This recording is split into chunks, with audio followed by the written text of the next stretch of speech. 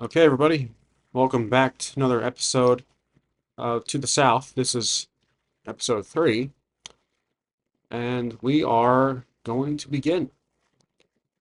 Now, we currently left off in Dorman. After quite an eventful episode, we dispatched some orcs from a nearby tribe, who have been causing trouble for Dorman, the village of Dorman. Now, let's jump to the map. So we are basically back in Dorman based on that red dot there. And I did retcon something that I want to talk about. That is the brothers. So I was thinking the two brothers that we got in Dorman, they were these placeholders, these kind of blank slates to run the village before we develop them. So I was thinking, you know what? I'm going to change it a little bit based on how things unfolded in the episode. Dungish is the leader. He is the leader of Dorman. Self-appointed, I don't know. We can actually unfold that as we go. He is going to be called Lord Dungish. So Lord Dungish is, let's say, the self-appointed leader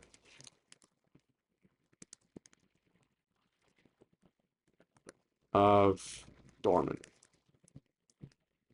But he is actually older brother to Jargon. Jargon is his advisor.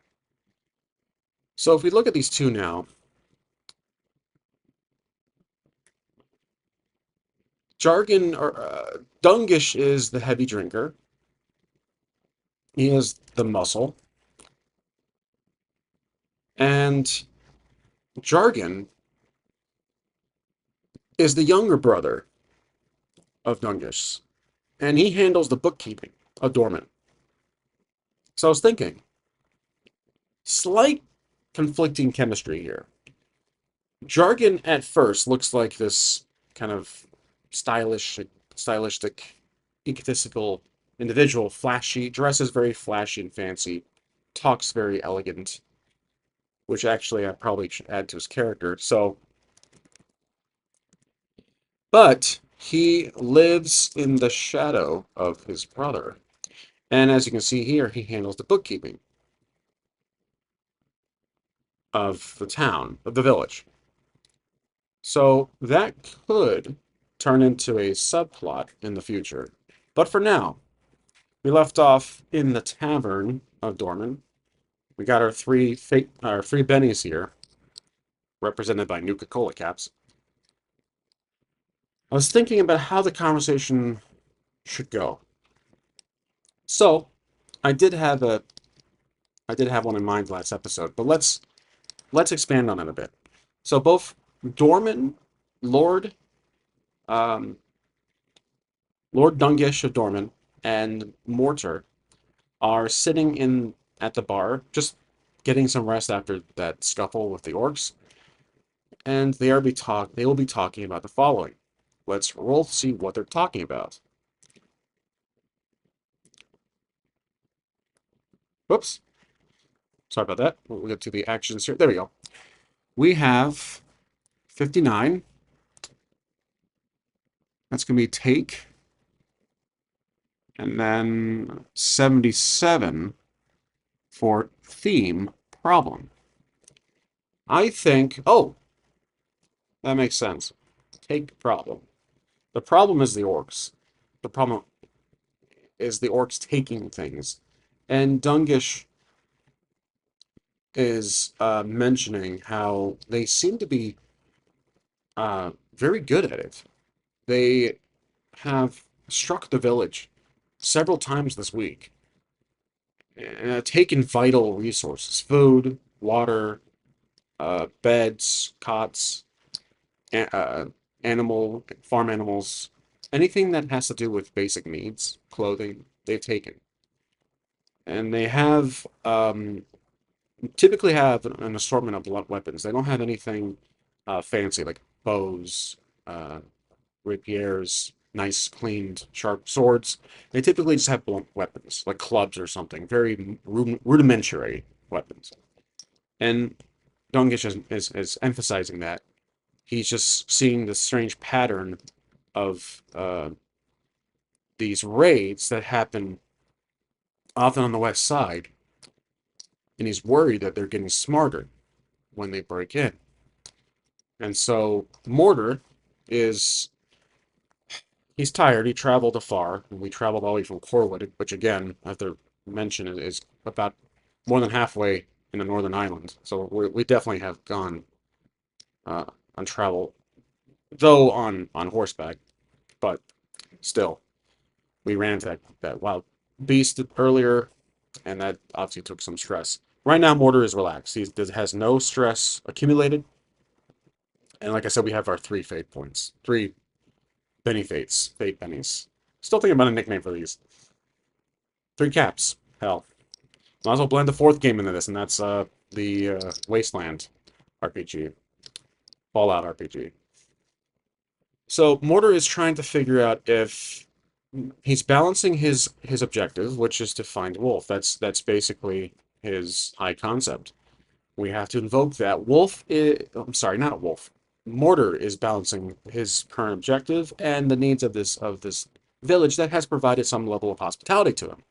So he has helped. He has rescued the villager, and he also fended off a couple of orcs that broke in.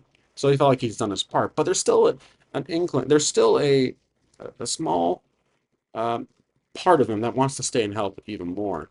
And it looks like because Mortar has gained the trust of Dungish, Lord Dungish, and he's willing to talk about these kind of things. And when at first Dungish was very closed off, he wasn't very welcoming as an individual, and the conversation is turning into a rather friendly one. He's revealing some very interesting details that only villagers probably know about, like the certain in and outs of the village, time when they got struck, and when they usually get supplies. And he mentions again, I'm going to actually make this a theme, that they get supplies from Haldrith. So let's go to our locations. We'll go to the newly one here. Ruled by Lord Dungish. Often they get supplies aid from Haldrith. So Haldrith seems to be this beacon of hope for the region. Even Arlok, they've been giving supplies. I don't know much about Corwood. We learned that Corwood docks were closed off or scared off any travelers or vessels that were typically delivering items. So Haldrith is kind of like the central hub of the eastern coast of basically the whole island, actually. Both islands. It seems to be the most resourceful, rich, and well stocked. Now, we can learn more about Haldrith once we get to it. Like, where does it get its own supplies? Does it develop its own goods? Does it export often? We can, once we get to Haldrith, we can certainly talk about that. But currently we're in Dorman. So he's talking about how Haldrith often gives supplies. And he's like, oh, that sounds familiar. And I think Dungish, Dungish probably assumes that Haldrith gives supplies to settlements that are in need throughout the Escobar landscape. And Mortar just details of his time in Arlok, dealing with some bandits. He says he found out that Arlok was also getting raided by the bandits known as Misfits in the northern side at times, at very specific times, knowing when the humanitarian aid would get delivered. So Mortar's spilling some details about um, his adventures from earlier. And Dungish says, I'm going to assume Dungish has experience with the Misfits bandits. Maybe let's ask the Oracle if the Misfits have actually ever traveled further south to deal or to steal from Dorman. That's a hard one. Let's go to our Oracle here. Let's say detailing where they were. Let's look at the map. They were on the northern half, and really Arlok and Kor were the only 2 settlements that would have anything for Misfits. But Misfits didn't really dare to step into Corwood territory. So Alvark was the easiest target. Dorman, I mean, it's quite a ways south, but not impossible to reach. With the resources that Misfits had, they had horseback, they had weapons, they had time. So I'm going to assume 40% chance that Misfits even bothered or even at all approached Dorman to deal with Dungish and his people. So 40% chance. If it's 40 or less, then it's a yes. They had dealt with the Misfits before. Let's see what happens here. 40% chance, that's a yes, 25. So it's kind of in the middle. It's a standard yes. So we can add that to the notes here that basically Dorman has in the past dealt with a few attacks from the Misfits. Though a few, not very effectively. They were outnumbered, perhaps. So Dungish states, yeah, that we've been attacked. Oh, we've also been attacked by them before, but we were able to fend them off to greater effect than our current orc problem. So Mortar says, he asks, I'm going to compel, because time is of the essence. Mortar's tired. He's enjoying this conversation with this big barbarian who at first looks very menacing and intimidating, but now he looks like he's just a common fellow and likes to talk. Again, he's a caring person, but you have to break through that wall at first, first impression. So Mortar's realizing that this guy at first is, he looks like a tough guy. He is a tough guy, but he is a good, caring leader. We don't know exactly the type of government. I'm really not. I don't think that's really too important right now for the village. We just know that Dungish is a good guy for now. He is on the side of neutral good. Probably just cares more for his village, and he's not being hostile to Mortar, who's a traveler, an outsider. The Corwood mention kind of helped with the credibility in as far as entering the village to help with their situation. So we know that Dungish is selective in who he lets in, but when there's no real during the day, remember at nighttime, the village is closed off. But during the day, when the orcs are probably more deeper in the forest, not really a problem. They don't strike it during the day because it's easier for them to be seen. These big green, orcs. Travelers can probably not often. Travelers do cross through kind of a touristy track for Dorman. Now, Mortar, we're going to invoke his high concept find Hulth. That is a time crunch. So, invoking that will grant us another another Benny here. Sorry, not invoke, compel. We are compelling the find Hulth here. So because this is a compel, an inner compel, self-compel, Mortar's realizing his time is short, he needs to get rest. So he stands up, he tells Dungish, Lord Dungish, he very much appreciates the chat, but his time is short, he needs to travel. He's getting ready for his travels down south to Haldrith. And he does ask, as he stands up, he does ask, can I expect those same orcs southeast from here?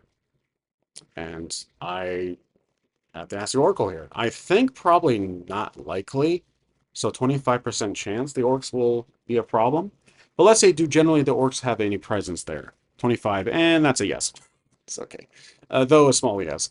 Okay, so he says there's been sightings of them in that general direction, but mostly they stay to the west, as he expects their camp as he says, yeah, you clearly have been there.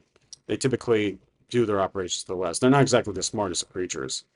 So Mortar understands he's going to have to be aware of that. But because we're aware of it now, if we encounter an orc or two, we are going to be ready for it. We're not going to be able to get less likely ambushed compared to being battle ready as we make our way. So obviously there'll be wildlife, there'll be creatures, beasts. The forest is going to be a very dangerous area. That's why I think Dorman is on the edge of the forest, judging by the map here. You can see that Dorman is just kind of on the edge of the forest. So, Mortar was tempted to ask the history of Dorman. Why is it in such a dangerous place? Maybe there's a mine nearby. We could, but our conversation is cut short. So Dungish pays his tab. The barkeep is like, that wasn't necessary, but he says that it's he appreciates the service as always, and he waves goodbye. He kind of shakes hands with Mortar and wishes the best. So he says, if you need anything else in the future, if you want to join our cause, please come back. You're welcome to come back. And he leaves. So once again, we go back upstairs. We try to get our sleep, try to get some shut eye, finally. So um, let's roll to see if we can get some shut eye, because I still think there's conflict brewing, but I will roll either a question or action and theme. So let's do action and theme. So rolling to see how our little nap goes. 74 hide. Okay, that's interesting. 2 hide ability. Hide ability. Well, our ability is to sleep, and hiding is because we are not around. I mean, hide ability. That also could mean that we're being stalked by someone, but I'm not actually. Huh. So, here's the thing. Hide ability. We do get the rest we need, so it is next morning. However, we are being tailed. So here's the potential GM plot twist. This isn't the GM's eyes. This is not to Mortar's knowledge yet. And I had a feeling this would work out too, because let's go back to our master list. Like I said before, Jargon, though appears to be on the side of his brother, he is a little sneaky. He is a little corrupt. So let's go to the character sheet and see what's wrong exactly. Why? I'm gonna say, first off, I gotta fix the numbers here. I'm not a fan when those are continuing off the last list there. Let's say he is cooking up a plan to take over his brother's rule. There we go. And I think we are being tailed. He has someone following us, our every move. So let's go to. But why? Is he worried about us? That's how I'm deciphering the hide ability. It's some individual has the ability to hide. Someone's good at a rogue, but why?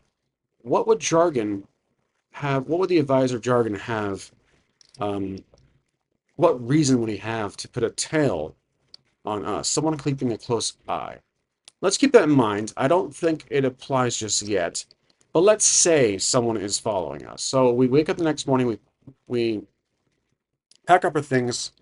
We are fully stocked and ready to go, and we are down a blade. I haven't forgot about that. We actually have only one blade at the moment. We lost it when that orc ran off with it, so I have to remember to put a 1 here. So, we're going to see if there's a vendor here that has just a blade, a dagger to sell. And let's ask the oracle, is there a vendor here to sell a dagger? I'd say 60% chance based on the attacks from the orcs. The supplies short, got stolen. 60% chance, I'd say it's fair. Oh wow. Yep. So, we find a vendor that sells weapons, and literally the same morning, a delivery comes in. A delivery that's heavily guarded by Haldrith guards. And we're just approaching the booth. Maybe it's an outside vendor or it's a storefront. We approach and we see the delivery being guarded because again, this area um, is notorious for being attacked. And if you recall, the guards know who Hulf is. They've worked together, I think. Yeah, in earlier arc episodes, the past Echoes arc, they worked together. To take down the arcane or to fend off the arcane. the archives, the guards of the city, and to fight off the Enjoy. Well, obviously he's the leader of the Arcane, but he was still in character at the time. So, but the guards don't know that Mortar is Holf's brother. Like that doesn't make any sense in the plot. We just know that the guards most likely know who Holf had a run-in with Holf. And so, but in the eyes of Mortar, he just sees these very well-armored individuals guarding some freight and on a wagon. And so he walks into the vendor. The vendor is talking to the city guard from Haldreth, who has him sign some paperwork, and he turns off and leaves. And so the vendor is putting away some goods, and of course, there's a nice shiny daggers that are going to be put on display or in the display box. And so Mortar is curious on who they were. He says he asked the vendor who they were. The vendor, there's no reason for him not to respond. He said, "Oh, that's my weekly delivery from the Haldreth. I buy goods from them." And Mortar's like, "Oh, Haldreth." So now Mortar has knowledge of what the guards typically dress like, what they wear. So he knows, he has an expectation now. He has a visual of how Haldreth. He's never been to Haldreth, I don't think. Trying to remember my history here, the lore. Has Mortar ever been to Haldreth? He has, but he was a child, long ago. I think he went to Haldreth. Well, if he did, it was definitely a child, so he doesn't remember much. His memory is screwy anyway, so I do remember that quirk. So he was a child, he doesn't remember much. But modern day Haldreth, he knows, he sees the guards, and that's good. So he inquires about buying a dagger matching the one he has. And let's ask the Oracle, does he have a dagger that matches the one he has? 50-50. Daggers can be very unique. 50% chance. Oh, look at that. Took him a while to find it, but he goes in the back and he says, "Actually, I've had this one for a while now. I can sell it to you for gold pieces." And he takes it. So he buys a new dagger. So I'm going to erase that we are just down to one. Okay, so we're back to our dual blades. He thanks the vendor and leaves. So then the delivery from Haldreth are about to depart, but Mortar is actually interested in talking to them because Haldreth is on the menu of locations to visit. It's on his bucket list, and he talks to the guards. So a couple of things possible here, a couple of ways this conversation go down. He says, "Can I accompany you guys back to Haldreth? That's where I'm going. I could use the company, maybe because he mentions that if you have any troubles with orcs, I have experience with them. The guards may be like, no, we're fine. We don't need protection, or they could be thankful for it. So this will be a way to ensure our safety, Mortar's safety, being in a group of probably 3 or 4 dedicated guards the city sent to deliver these purchased goods. At the same time, providing some protection for the guards, and in their perspective, could be worthwhile. And they don't know exactly who Mortar is, so they might have to vet him. He's not a problem. So we're going to roll for this. This will be our first roll. A lot of role play in this episode, but this will be our first dice roll. So let's go. Let's figure this out. He is just trying to. This could be a tactical. So I renamed my aspect to tactical genius instead of clever and tactical because clever was overlapping with the approach style. So I did tactical genius, and basically I'm going to invoke this for. Oh yeah, by the way, let me show you guys my homebrew rules I have in my document here. So fate accelerate rules. Let's see. I'm looking for the invoke aspects. You can basically guarantee a weak hit instead of a miss or a +2. It's really up to me. So it's either a weak hit or a +2.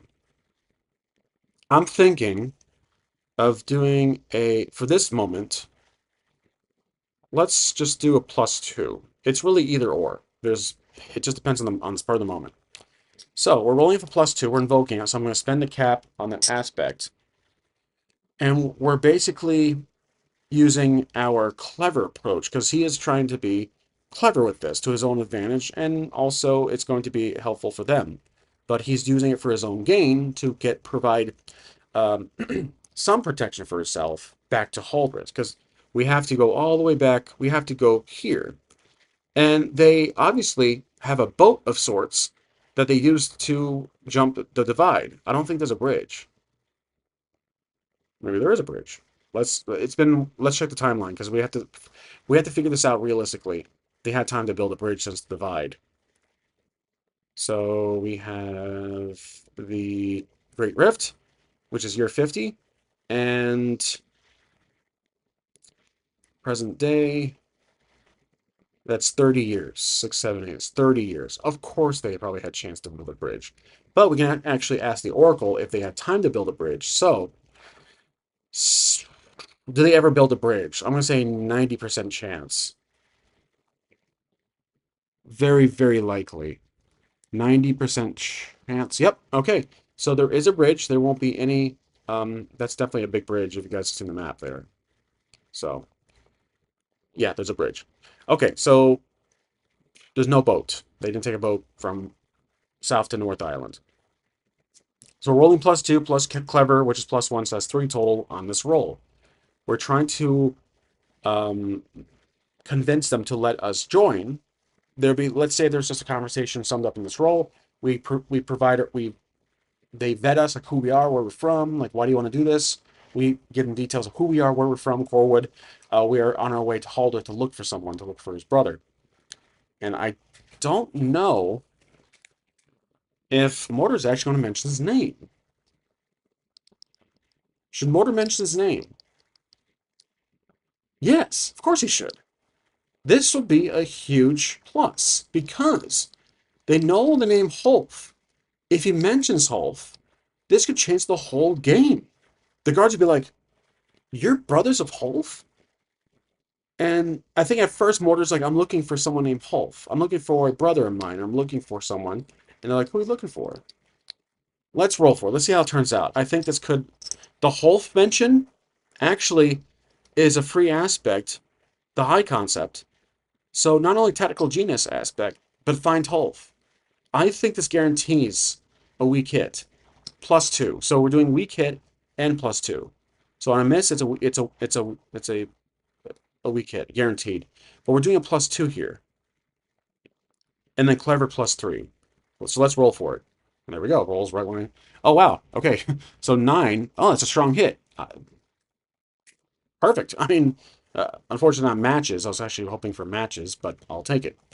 Okay, it's a strong hit. So the guards are like looking at each other like, well, we have to remember the timeline here.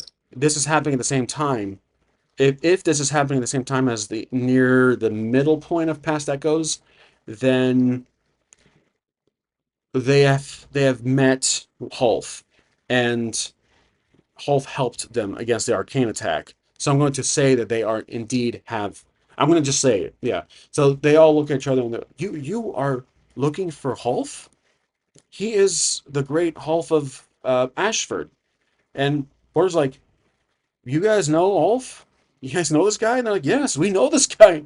We have served with him briefly, but he has indeed helped us with the guards look around with a certain trouble. We've had a certain problem with a certain group of people.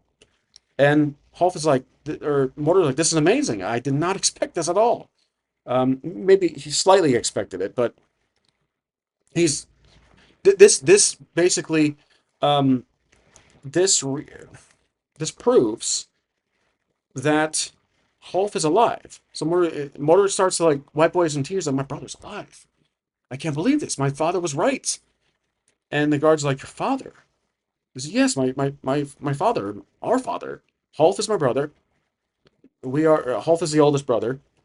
And we were split at birth. Or, no, not birth. We were split during the Great Rift, the attack. And the guards are like, you have to come with us. We have so much to tell you. So they provide us passage to we join them. We will assist them. We basically share details about what they experienced. So we're traveling here, and let's roll to see if anything happens. So let's go to our action theme, and we're rolling for this. 95, this is for the event action learn. Okay. Learn. 95 again. Warning. Ooh, okay. So on our way, as we are halfway there, we learn, we're warned about the arcane. And they say that your brother was with someone that during the fight against the arcane. So I'm going to go to our character sheet and update our knowledge base. So now, Mortar, all the way up here. Mortar, oops.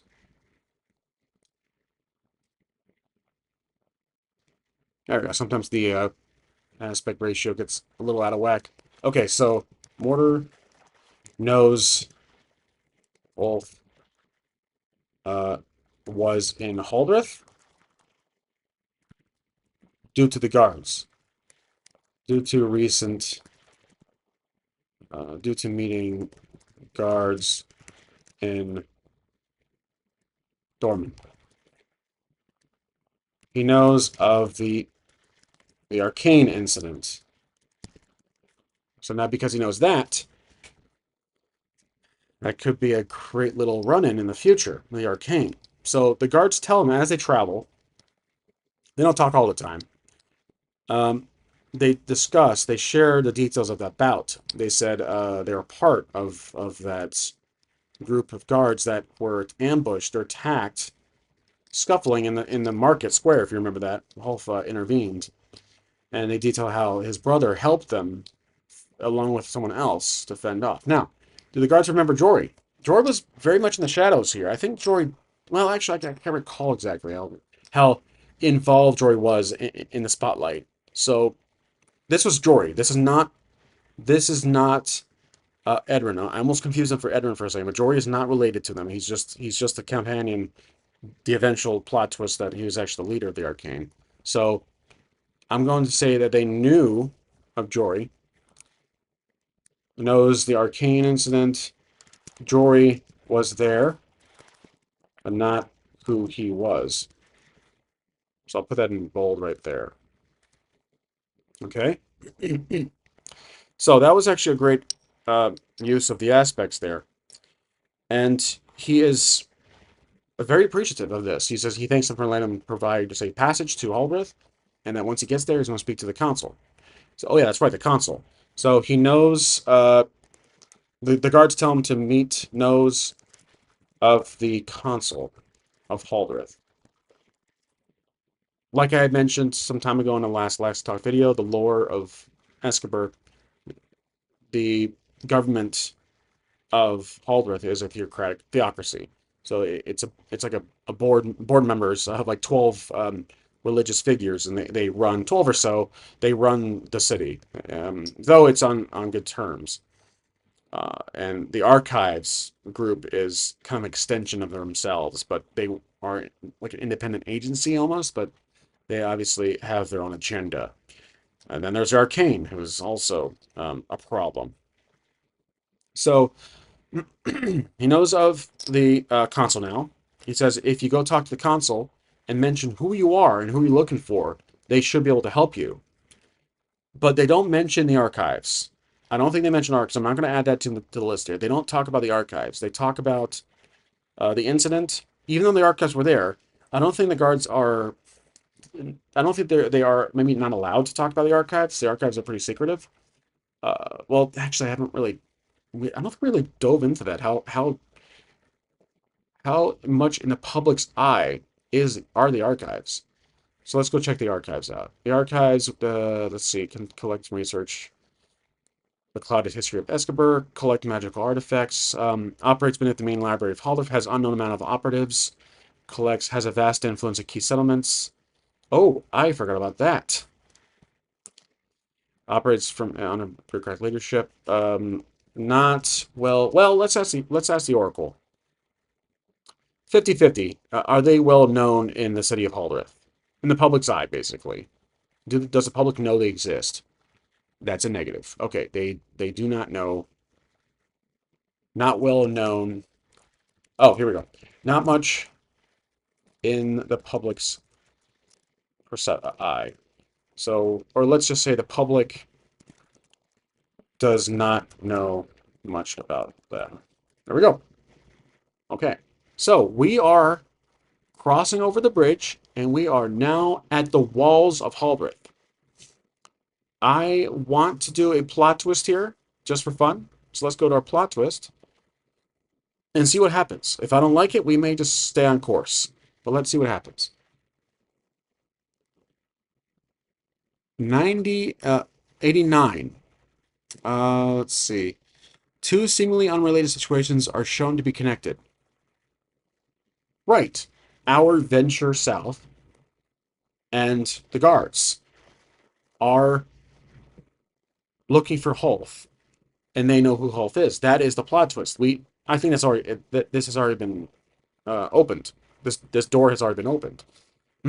So, I'll go back to my character list here. Just getting ready in case. But basically, we are at the front of the city, and we approach these towering walls. The guards get off the wagon, and the rest go into the city.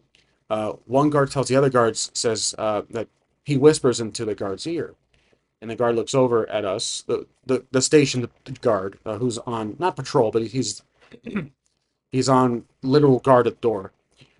The guardsman looks at us and kind of sizes up, and he says, "Okay," like he's agreeing with the other guard whispering in the ear. And so the guard walks up to us and says, "You there?" He points to Mortar, and I need to see if I have a character. I don't think I have a character, a captain of the guard for Haldreth. I don't know if I might have forgot. I think I did have a name, but we might have to retcon that. So the guard tells us to go see someone. He says, "You are here because you're looking for your brother." And we're just, yes. Coincidentally, I was able to meet with. I had a run-in with your colleagues here, and apparently you guys know who my brother is. You folks know who my brother is. He says, "Yes, we indeed do. I recommend you go speak to the it's either in the council, or the captain." Let's ask the oracle. I am torn between the two. So, 50% chance to go speak to the captain.